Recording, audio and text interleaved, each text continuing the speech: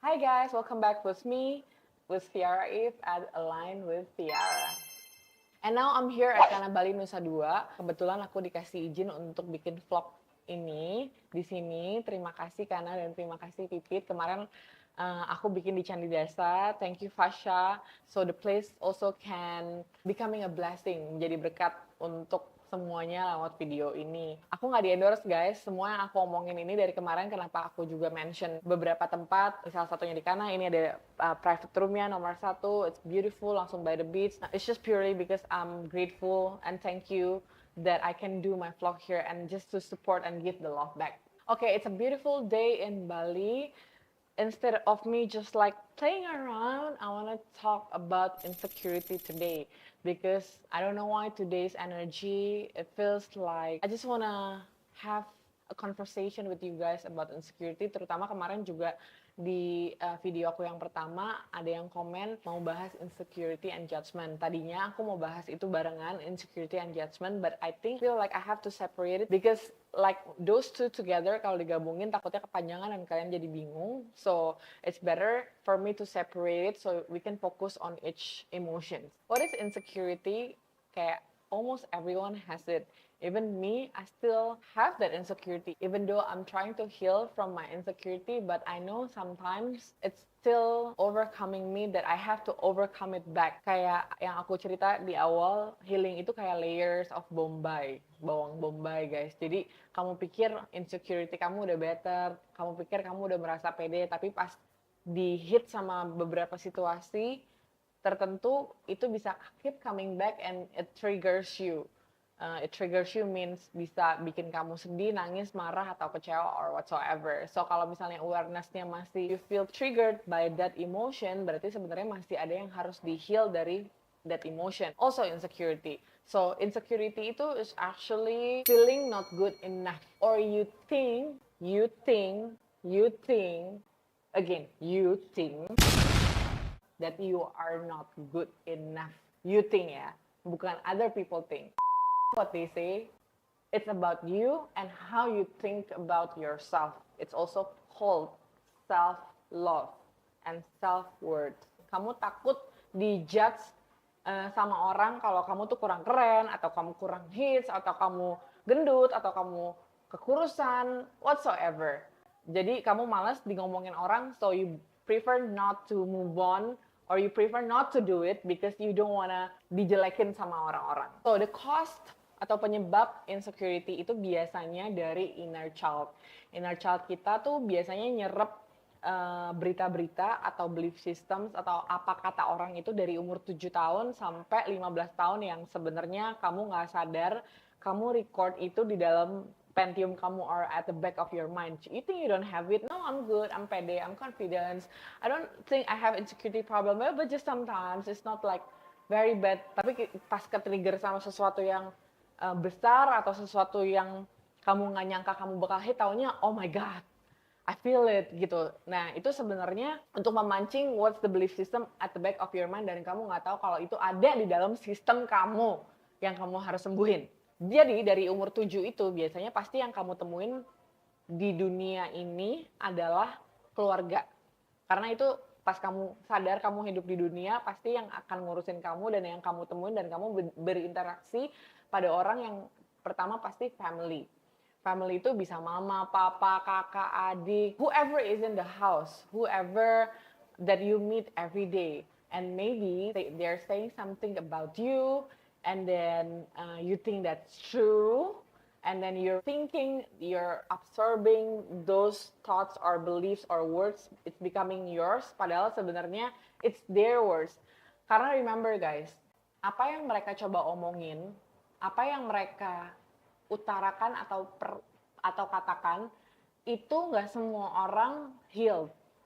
So people can say whatever they say, but it's coming from the unhealed version of them. Misalnya, mama papa kamu ngomong sesuatu tentang kamu. Sebenarnya mereka juga insecure. Mereka juga ada trauma atau bitterness atau emotions yang mereka harus sembuhin. Tapi mereka nggak tahu cara nyembuhinnya, atau mungkin belum sembuh, atau mungkin malah makin parah. Jadi to throw it all, or to throw it out, they just deliver the emotions to someone else.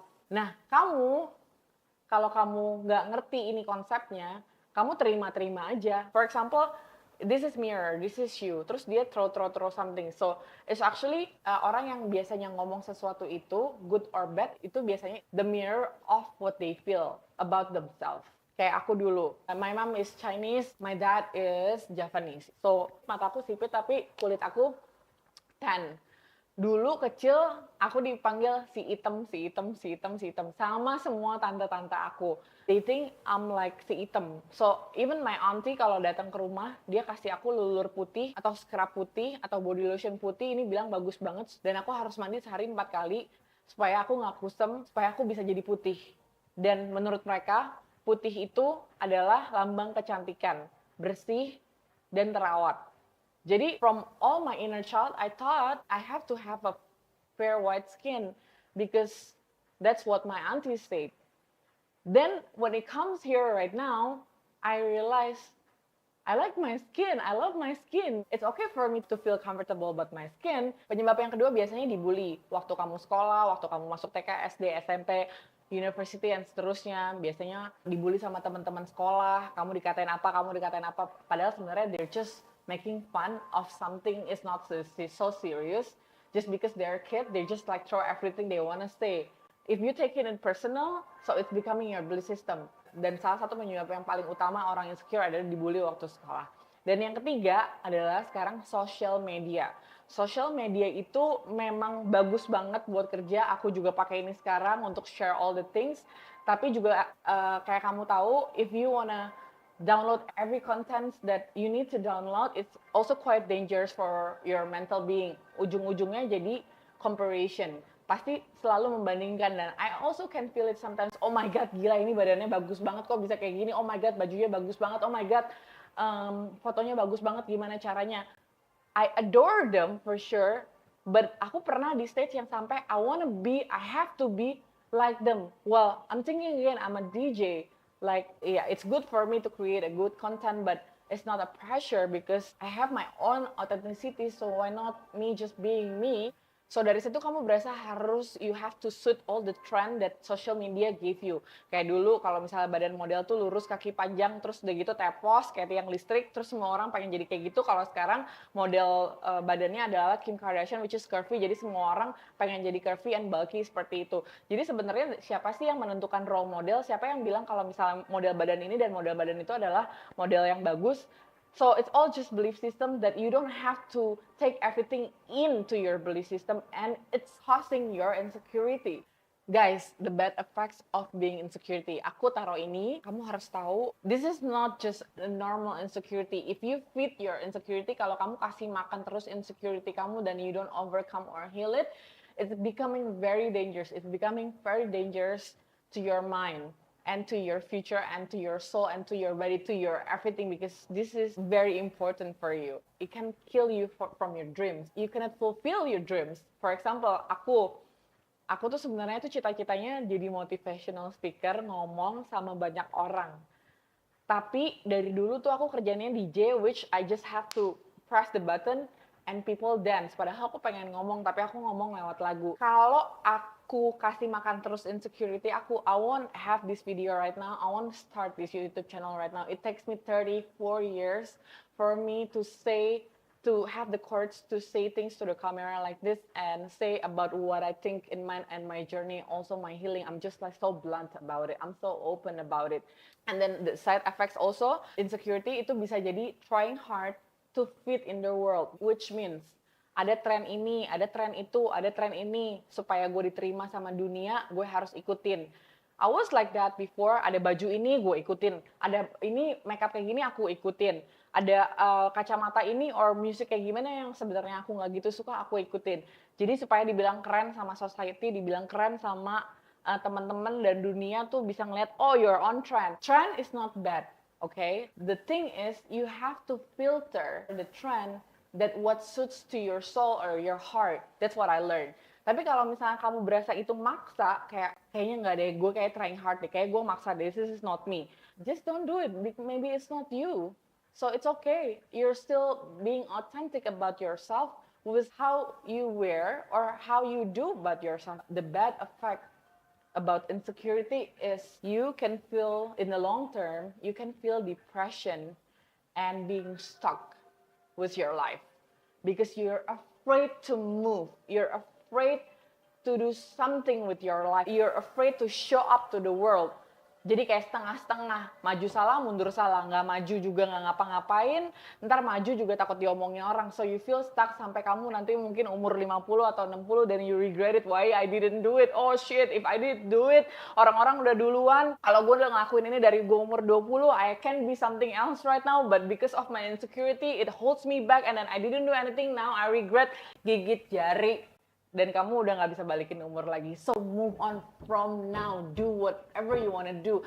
Kill that insecurity. Overcome that feeling. I have tips and tricks how to solve insecurity according to my healing journey. Number 1, knowing that the people that say things to you have their own preference. So it's okay for you to be authentic.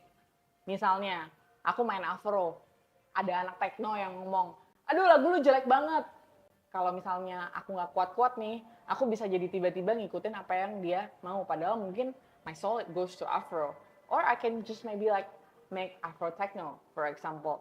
But still with my authenticity. Kayak music guys, yang namanya preference, apa yang orang bilang bagus jelek itu menurut aku nggak ada yang bagus, nggak ada yang jelek. Karena apa? Semuanya ada marketnya, semuanya ada preference-nya. Awalnya aku kurang suka sama Korea. Anak aku sekarang cinta banget sama Korea. Then now I try to respect the Korean song because some of them is beautiful actually. Apapun yang kamu lakukan kalau dikatain bagus atau jelek sama orang, jangan langsung diambil mentah-mentah itu terus jadi your belief system karena you think again, everyone has different preference and it's okay to be authentic. Number 2, do things for yourself but not trying to impress others. Kayak aku dulu misalnya makeup atau pakai baju sesuatu supaya dikatain keren sama orang atau cowok yang aku lagi deketin kayak supaya oh cantik banget lalalala. Well, that's okay. Siapa yang nggak mau dipuji sih? Semua orang juga pasti mau dipuji. The thing is, it's just a bonus guys. Jadi tujuan utama tuh buat diri kamu. Kayak orang-orang nanya, kalau suka sih botox, filler or whatsoever. I'm not typical of like malu sama filler. Menurut aku filler dan botox adalah treatment yang diolah oleh human sampai bisa bikin jadi kayak gitu. Ada yang pro, ada yang kontra, and it's okay. It's up to you. It's up to you. It's up to you. It's up to them. It's up to them.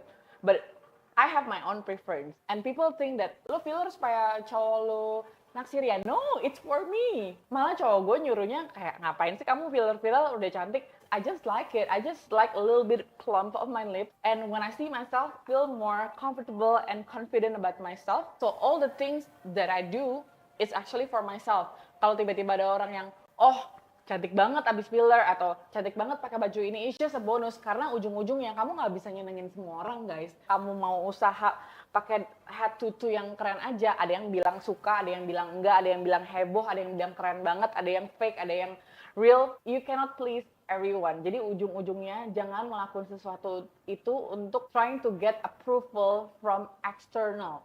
Karena kamu akan menjadi makin insecure dan itu bakal nurunin your self-worth. Number 3, filter the world and pick whatever suits to you. Tadi aku udah jelasin yang itu. And then next, do mirror work and affirmation. Itu juga ngebantu banget, aku sering nangis. Jadi kamu tinggal ngaca, lihat diri kamu, sayangin muka kamu, and then say you're beautiful, you're amazing, you're beautiful, you're cute, you're doing best so far. Lakuin tiap pagi setelah bangun, kalau kamu punya big insecurity problem, setiap abis bangun tidur dan sebelum tidur. The last one, do things what you're really comfortable with. Kayak kamu tuh jagonya apa, kamu tuh bisanya apa, kamu nyaman ngelakuin apa. Sampai kamu berasa nyaman dengan field itu, dengan bidang itu, dengan sesuatu itu yang kamu berasa nyaman, kamu udah di comfort zone itu, do more of that. So, semakin kamu ngelakuin hal yang kamu nyaman dan you think that you're good at, semakin kamu practice, semakin kamu level up, semakin itu gain your confidence. So, it really helps. Okay guys, thank you so much for listening. I hope this video can help you cure your insecurity. If you think it's too fast or you need to ask more, don't forget to comment below. And then don't forget to subscribe, like my YouTube and my Instagram so I can share more of vlogs and people can hear more. Thank you, love and likes.